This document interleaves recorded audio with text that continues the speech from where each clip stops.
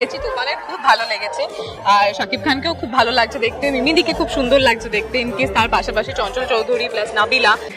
এখন অ্যাকচুয়ালি আগে খুব হতো, আগে যে কোনো আমি খুব কম মানে খুব অকেশনালি আমি জামা কাপড় কিনেছি, তো আগে খুব হতো যে জায়গায় জায়গায় বিভিন্ন জায়গায় গিয়ে স্টল থেকে কেনা, বাট এখন এটা একটু কমে গেছে। এখন বেশিরভাগটা অনলাইনে চলে এসছে, খানিকটা একটু সেই কুড়েমির জন্য যে এখন গিয়ে আবার এই রোদের মধ্যে জামা কাপড় কিনতে হবে, আর খানিকটা বেরোতে হয়তো পারি না বলে, কারণ হ্যাঁ অ্যাওয়ার্ড তো একটা অনেক বড় ব্যাপার, সেখানে যখন একটা মানে নিজের করা কাজকে সম্মান দেওয়া হয় তো খুব ভালো লাগে সেটা ভাবলে, আর ওই জন্য আমি অ্যাওয়ার্ডটাকে ধরে রেখেছি, এইভাবে ছাড়ছি না।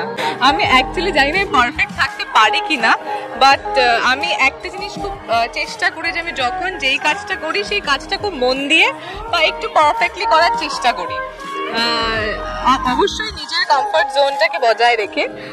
হ্যাঁ আমি ন্যাচারালি একটু ক্যাজুয়াল থাকতে বেশি ভালোবাসি, বাট হ্যাঁ কখনো কখনো কোনো ইভেন্টসে বা যেখানেই হোক সেখানে খুব বেশি ক্যাজুয়ালি থাকা যায় না, তো হ্যাঁ তখন একটু সাজগোজ একটু তখন হয়ে যায়।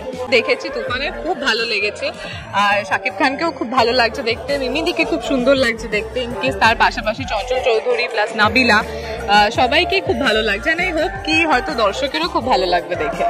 নিশ্চয়ই নিশ্চয়ই আমার কো অ্যাক্টর, তারপরে প্রথম সুপারস্টারের সঙ্গে আমার কাজ করা, এরকম একটা ছবিতে প্রিয়তমার মতন তো অবশ্যই ইচ্ছে আছে। এইখানে যখন অফকোর্স মানে আমি তার দেশে গিয়ে কাজ করছি, সে এখন আমার দেশে আসবে অফকোর্স। সকল দর্শককে অসংখ্য ধন্যবাদ। এই অ্যাওয়ার্ডটার অধিকারী যতটা আমি, তার থেকে অনেকটা বেশি আপনারা, তো এইটা আপনাদেরকে সবাইকে ডেডিকেট করে, আর এভাবেই ভালোবাসুন আর এভাবেই পাশে থাকুন। Thank you. তো বন্ধুরা, এই ভিডিওটি সম্পর্কে আপনাদের কি মতামত অবশ্যই নিচের কমেন্ট বক্সটিতে আপনাদের মতামত জানাতে ভুলবেন না।